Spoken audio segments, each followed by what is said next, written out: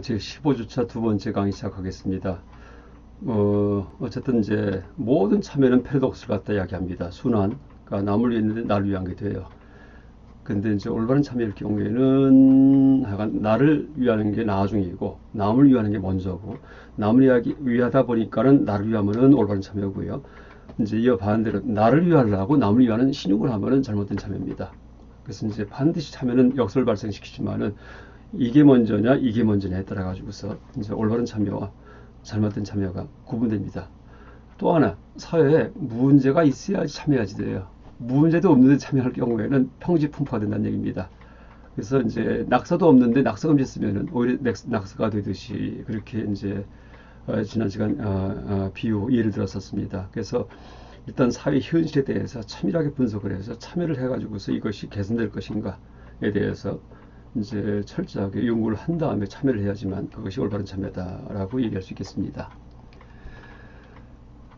그래서 이제 이 문장 또 읽어보면은요, 즉 낙서의 존재가 확인돼야 한다. 다시 말해 누군가가 낙서하고 있을 때, 벽에다가 벽이 더럽혀질 때, 그러니까 사회에 문제가 있을 때, 이때에 가서 이제 낙서하지 마라고 참여하는 겁니다. 그렇듯이 이제 사회 정의든지 복지든지 그 어려운 사람이 있을 때, 잘못이 있을 때, 그때 가서 시작하는 것이 사회 참여다. 이렇게 얘기할 수 있겠습니다. 그러나 여기서 문제가 하나 남는다. 비판적 참여의 경우에 참여의 주체가 명예를 추구하지 않고 엄밀한 도덕성으로 무장되어 있으며 사회적 문제에 대한 파악이 명확하다면 그런 비판 활동은 모두 성공적일 수 있을까? 그러니까 참여 주체가 다 올바라요. 이럴 경우에는 이제 이게 반드시 성공할까? 반드시 그렇지는 않을 것이다. 참여의 범위에 걸맞는 참여 주체의 권위가 확보되어 있어야 대사회적 비판 행위는 설득력을 가질 수 있다. 이게 무슨 얘기냐면은 이제 한번 쭉 읽어보겠습니다. 예를 들어 동네 어린아이들에 의해 담벼락에 낙서가 자행되고 있는 상황에서 권위를 가진 어른이 아닌 그 집 어린아이가 나와서 낙서 금지라고 이제 삐뚤빼뚤 하겠습니다. 글을 쓸 경우 그 글은 아무런 효과도 발휘하지 못하고 그저 조롱거리가 되고 만다. 그렇죠? 이러면은 그 밑에다가 네 낙서 금지도 낙서다 하고 조롱합니다. 또 다른 예를 든다면은 그 초등학교 때 막 교실이 시끄럽습니다. 이럴 때 반장 회장이 일어나서 떠들지 마 했을 경우에 반장 회장이 이 선거를 통해서 투표를 통해 가지고서 뽑힌 그런 권위 있는 반장 회장일 경우에는 애들이 좀 조용합니다. 근데 그게 아니고 엄마가 치맛바람으로다가 이렇게 홀래 그죠? 별로 능력이 없는 통솔력도 없는 애를 갖다가 반장을 시키게 했어요. 물론 요새는 그런 일이 없습니다. 옛날에 이럴 경우에는 얘가 떠들지 마 하면은 어떻게 해요? 야 떠들지 마, 네 소리가 더 시끄럽다 하고서 또 조롱합니다. 그래서 이 참여도 마찬가지예요. 패러독스 발생하지만은 내가 아무리 올바라도 뭐 이제 나서가지고서 그 잘못된 사람에 대해서 비판할 경우에 갑자기 동네 애가 와서 막 비판해요. 그럼 코웃음도 안 칩니다. 근데 그게 아니고 신뢰받는 어떤 기관에서 그렇죠?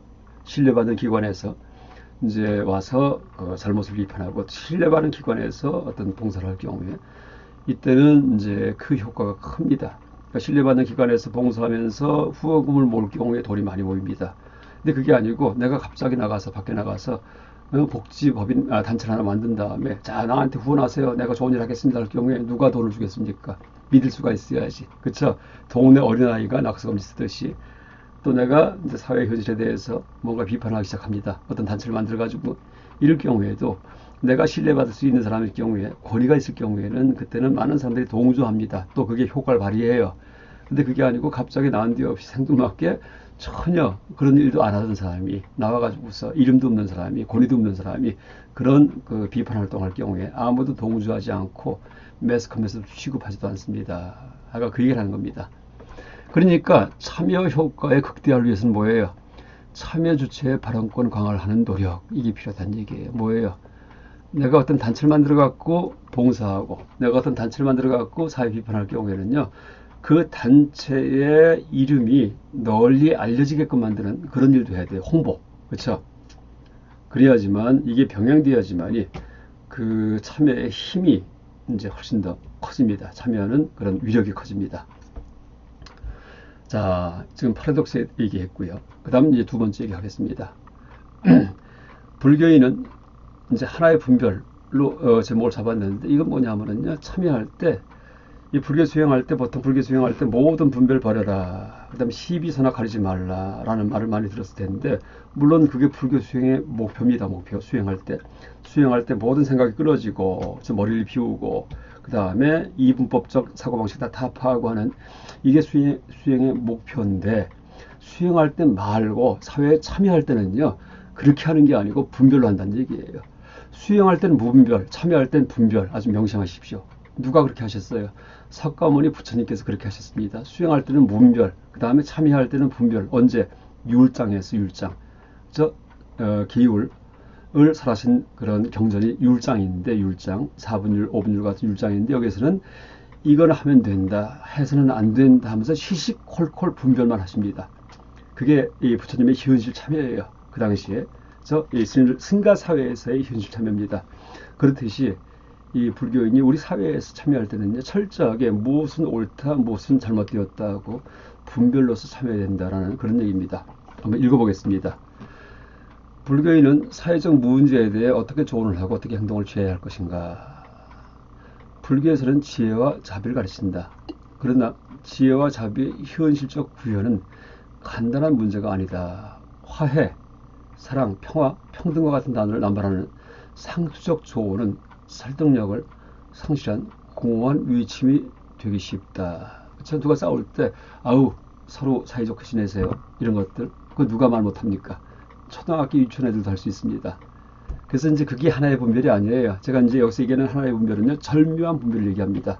모든 갈등을 해결하는 절묘한 분별. 무조건적인 자선은 수혜자의 자활 능력을 해줄 수도 있다. 누군가 어려워요. 그럼 그냥 도와주면 해요. 뻔한 얘기이기 때문에. 배고프면 밥 주는 게 뻔하죠. 그렇죠? 이럴 경우에는 그 사람을 진짜 돕는 게 아닐 수도 있어요. 지금 얘기했듯이 자활 능력을 해줄 수도 있습니다.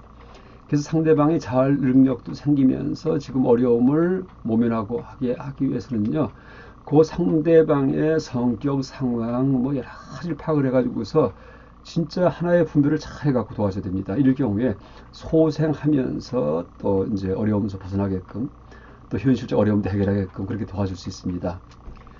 지혜와 자비가 현실 속에서 효과적으로 구현되기 위해서는 무궁무진한 응용이 요구된다. 그렇게 단순하지 않다는 얘기입니다.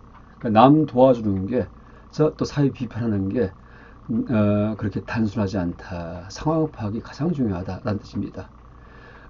또 불교 내 금원들은 자기적인 행동에 냉소적이다. 격언들, 분별 버려라, 시비를 거르지 말아라, 아르마를 내지 말라, 이런 말이 있죠. 근데 아까 말씀드렸듯이 이런 말이 중요합니다. 언제? 수행할 때 참 중요합니다. 근데 반면에 문제가 되는 현실에 대한 치밀한 분별과 시시비비, 무엇이 옳고 옳은 것과 비비, 잘못된 것의 간택을 통해 이루어진다. 그렇죠. 그러니까 사회 속에서는 이게 안 된다, 이게 된다 하면서 나가야 돼요. 항상 올바른 것을 선택해 나가면서 그렇게 참여해야지만 사회가 점점 발전하고 바른 사회가 됩니다. 그렇다면 시시콜콜 분별이나 짓고 조목조목 시비를 가리는 참여는 반불교적 행동으로 배척되어야 하는 것일까? 불교인들은 수많은 사회적 문제점들을 강 건너 불구경하듯이 방관해야 하는 것일까? 그렇죠? 결코 그렇지 않을 것이다. 물론 시비야 분별을 배격하는 불교 가르침이 있다. 그러나 그것은 진제적 가르침일 뿐이다. 진제가 뭐죠? 참된 진리, 깨달을 때 쓰는 가르침이에요. 그러니까 머리가 터질 때, 그렇죠? 모든 불교 교리는 진리의 차원에서 교시된 진제, 참된 가르침, 일상적 차원에서 이루어진 속죄로 양분된다. 진제 속죄, 이제 중요합니다. 이제 진제란 엄밀한 이치의 토대를 두고 발휘하는 불교적 진리를 말하고, 그러니까 공하다, 무아, 자가 없다, 무상, 모든 게 변한다, 이런 것들입니다. 속죄란 일반인들의 관습적 인식에 순응하여 발화되는 불교적 진리를 말한다. 그죠? 진지의 차원에서는 반야신경에서 의하듯이 눈도 없고 코도 없고 무, 아리비설신이 귀도 없을 뿐만 아니라 불교적 진리라 것도 전혀 없지만 무고진멸도, 사성제도 없어요. 속죄의 차원에서는 눈도 있고 코도 있고 귀도 있으며 선행을 닦고 악을 행하지 말라, 또 수도하여 해탈을 추구하라, 이렇게 됩니다. 닦을 것도 없다 하면 진제예요. 중생이 부처다. 이건 진재예요. 윤회가 일반이다. 이건 진재입니다. 근데 속죄에서는 우리는 윤회하니까 윤회 벗어나서 일반을 지향하자. 우리는 중생이니까 나중에 성불하게 노력하자. 이게 다 속죄입니다. 악을 행하지 말고 선을 행하세요. 이게 다 속죄입니다. 속죄. 그렇죠? 속죄는 분별적 가르침, 진죄는 뭐예요? 무분별적 가르침, 무차별적 가르침입니다. 진죄가 옳지만 이것은 수행할 때 쓰는 겁니다. 수행할 때. 그 현실 참여에서는 속죄를 쓴다. 속죄. 명심하십시오. 진지의 차원에서는 과거, 현재, 미래가 모두 없지만 과거 신불가득, 현재 신불가득, 미래 신불가득. 그렇죠? 이게 실제 그래요. 실제. 과거, 현재, 미래가 없어요. 그러니까 부처님 가르침에 의거하면은 어떻게 얘기할 수 있냐면은 용수 스님의 중론에 나오는 얘기인데 과거도 없고 현재도 없고 미래도 없어요. 왜 없냐 하면은요. 실제 내가 체험 못하기 때문에 생각을 할 수 있어요. 머릿속에서 과거, 현재, 미래를. 근데 체험은 못합니다. 왜냐하면 한번 보면 돼요, 여러분이요. 과거는 체험한 적이 한 번도 없어요. 내가 1시간 전을 지금 체험할 수 없죠. 체험한 적이 없습니다. 1초 전도 체험한 적이 없어요. 그렇죠? 그러니까 모든 지나간 과거는 내가 앞에 이렇게 대면한 적이 없습니다. 또 미래도 오지 않은 미래도 체험할 수 없어요. 1초 후도 내가 이렇게 딱 대면 못합니다. 그러니까 과거는 지나가서 체험한 적이 없고 미래는 오지 않아서 체험할 수가 없어요. 그래서 지금 체험하는 것은 체험하는 거, 이게 바로 현재다라고 얘기를 합니다. 여러분 지금 영상 강의 듣는 이 순간 이게 현재인데, 자, 현재가 길이가 몇 초쯤 되는지 한번 맞춰보세요. 1초 해도 틀려요. 1초는 똑딱 똑딱 이렇게 초가 가는데 똑 할 때는 딱이 미래고 딱 할 때는 똑이 과거입니다. 그러니까 똑딱 하면 지금 이 순간하고 너무나 달라요. 너무 길어요, 시간이. 그러니까 지금 여러분 이렇게 보이는 순간, 이 순간이 그럼 똑똑 이쯤 될까? 현재의 길이가 똑 해도 또 그래요. 또 할 때는 옥이 미래고요. 옥 할 때는 또가 과거입니다. 그래서 현재는요, 자르고 나중에 제로가 돼버립니다. 그래서 결론만 얘기한다면은 과거는 지나가서 만난 적이 없어요. 한 번도. 미래는 오지 않아서 만날 수가 없어요. 전혀 못 만납니다. 미래는 1초 후도 0.1초 후도 못 만납니다. 그 다음에 현재는 과거와 미래 틈에 끼어서 있을 곳이 없습니다. 다 없어집니다. 이게 진재예요. 있는 그대로 보니까 그렇다는 얘기예요. 있는 그대로 보니까 과거는 지나가서 없고 미래는 오지 않아 없고 현재는 과거와 미래 틈에 끼어서 있을 곳이 없다. 절대 없잖아요. 그러니까 진재에서는 과거도 없고 현재도 없고 미래도 없습니다. 과거 신불가득, 현재 신불가득, 미래 신불가득, 미래의 마음도 불가득, 포착하지 못한다라는 뜻입니다. 이게 진재예요. 지금 그 얘기하는 겁니다. 진재의 차원에서는 과거, 현재, 미래가 모두 없지만 속죄의 차원에서는 어제와 오늘과 내일 존재한다. 그러니까 과거, 현재, 미래가 실제는 없어요. 다 토끼뿔, 거북이 털. 그렇지만 속죄에서는 있어요. 속죄가 뭐예요? 머릿속 생각, 언어 습관, 그렇죠? 일상적인 그런 습관적 생각입니다. 진재의 차원에서는 남자도 없고 여자도 없어요. 비남비녀입니다. 성도 없습니다. 선도 악도 없어요. 보시도 공하고 기울도 공하지만 속죄의 차원에서는 남도 있고 여자도 있고 선과 악이 있고 보시와 기울이 엄연히 존재합니다.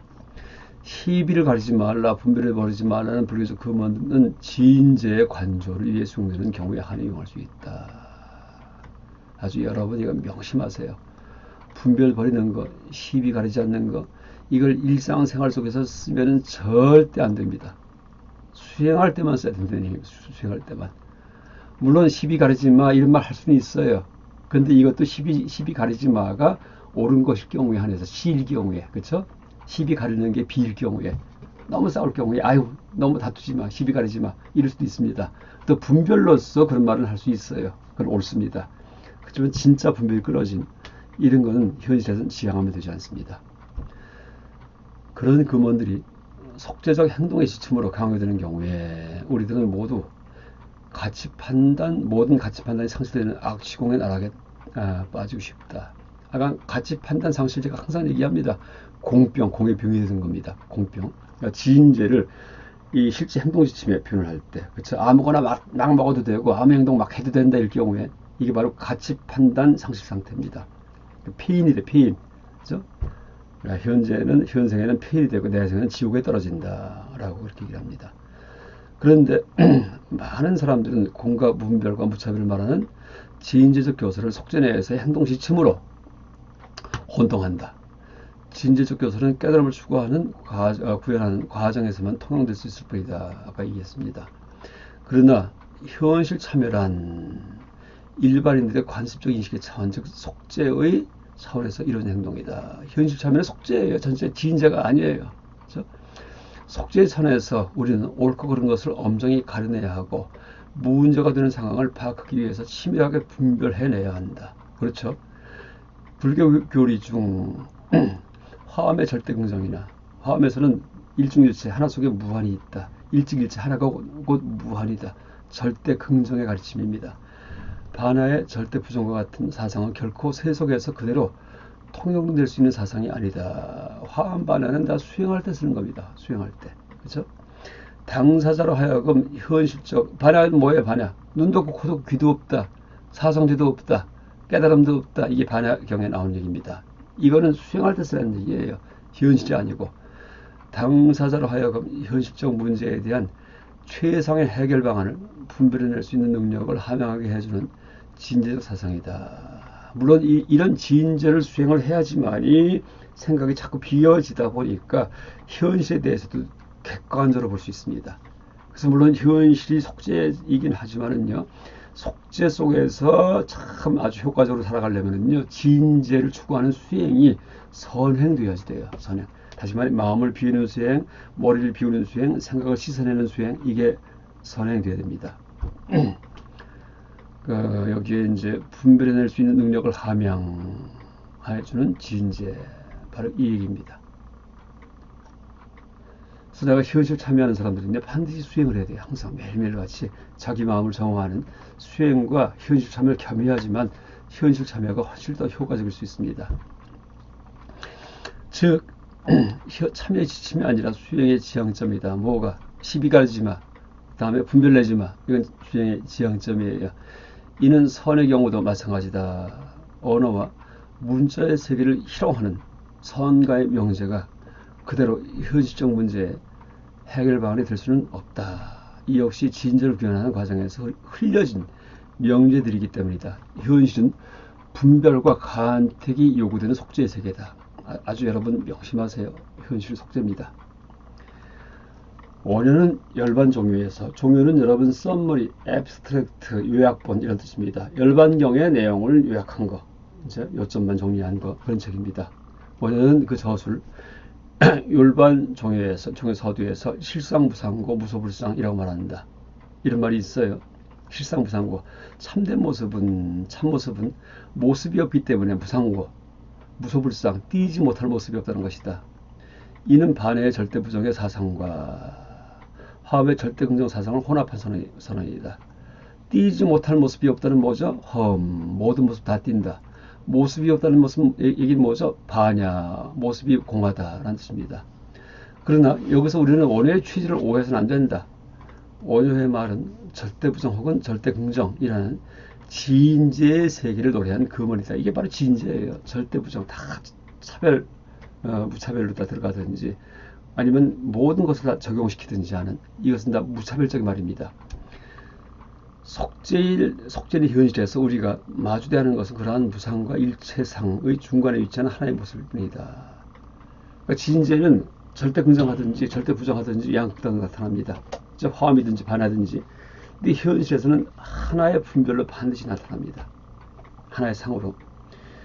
예를 들어 설명해보자. 지금 내 눈앞에 놓여있는 컵은 엄밀히 말해 그 본래적인 모습이 없다. 여러분 컵 한번 어떻게 생겼는지 말해보세요. 컵이요. 일 경우에 컵 옆에서 네모났죠. 근데 그게 컵의 원래 모습이에요. 꼭 그것만은 아니에요. 위에서 보면 동그랗죠. 또 달라집니다. 그게 어느 게 진짜 컵이에요. 말 못합니다. 읽어보겠습니다. 컵은 본래적인 모습이 없다. 위에서 보면 동그란 모습이고 옆에서 보면 네모난 모습이며 내 눈앞에 마주대면 탁 컵을 갖다 대고서 컵이 어떻게 생겼니 물어보면은 컴컴한 벽이 되고 저 멀리 컵을 가져간 다음에 어떻게 생겼니 물어보면 점이에요 이렇게 됩니다. 점이 되면 더 멀리 멀어지면 그 모습이 자출감치 허공과 동화된다. 또 컵을 흔들면서 컵이 어떻게 생겼니 할 경우 어떻게 돼요? 그럼 뭐예요? 부채처럼 생겼습니다. 부채처럼, 부채 이렇게 삼각형 이렇게 얘기하겠죠. 보는 각도와 떨어진 거리에 따라 그 모습이 달라진다. 그중 어떤 것도 컵의 모습이 아니지만 원래 본래 모습이 뒤집어 말하면 그 모든 모습이 컵의 모습이기도 하다.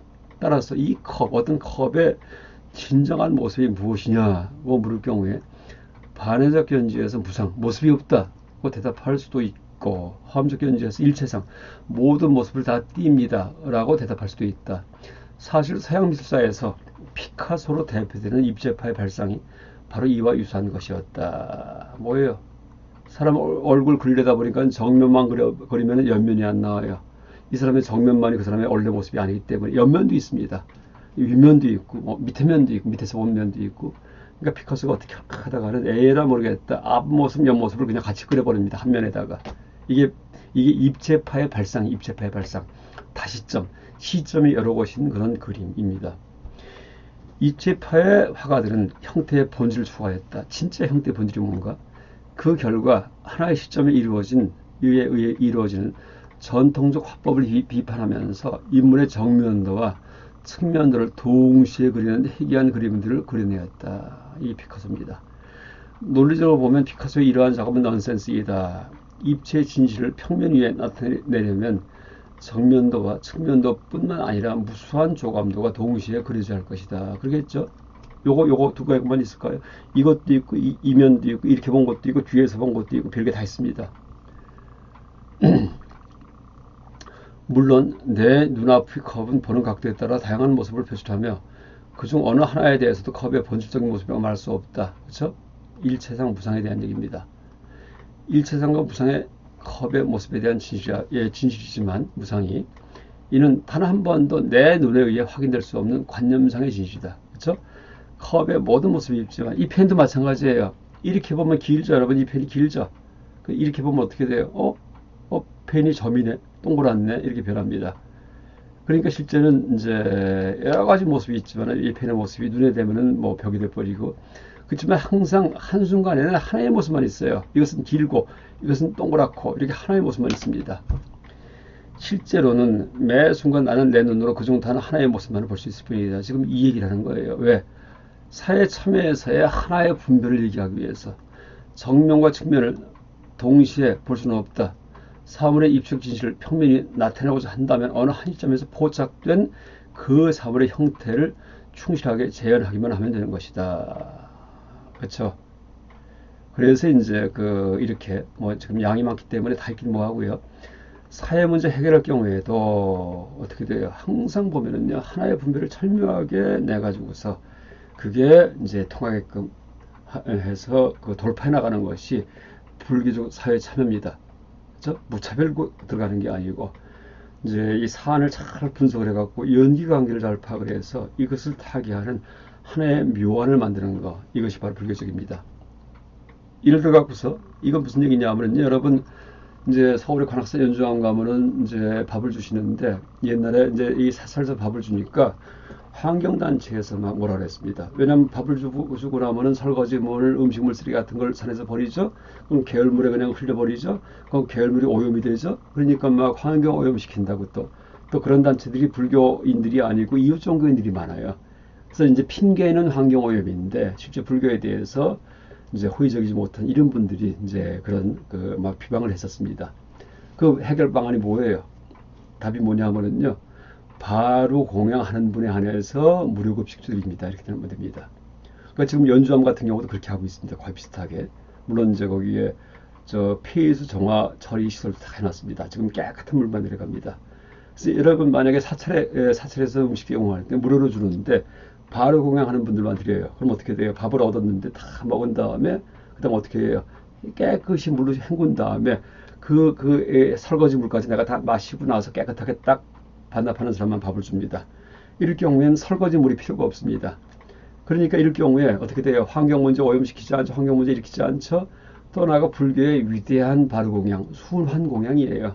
제가 그때 순환 얘기했었죠. 그러니까 이제 쓰레기 버렸는데 돌아온다는 거. 그래서 이제 깨끗한 돌아옴을 갖다가 탈피할 때 이제 순환 문제 해결되는데 그 바르공양이 그 대표적인 예다 했습니다. 그래서 불교의 위대함을 깨치게 됩니다.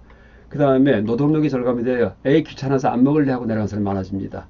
그래서 여러 가지 다양한 그런 갈등사항이 있었는데 문제가 있었는데 그걸 하나의 분별 갖고 다 해결합니다. 바로 공양 가지고서. 이게 불교적인 하나의 분별, 절묘한 분별이에요. 이것을 유식불교에서는요, 묘관찰지의 지혜다라고 그렇게 얘기를 하고 관세음보살의 천문학하신 가운데 한 모습이다.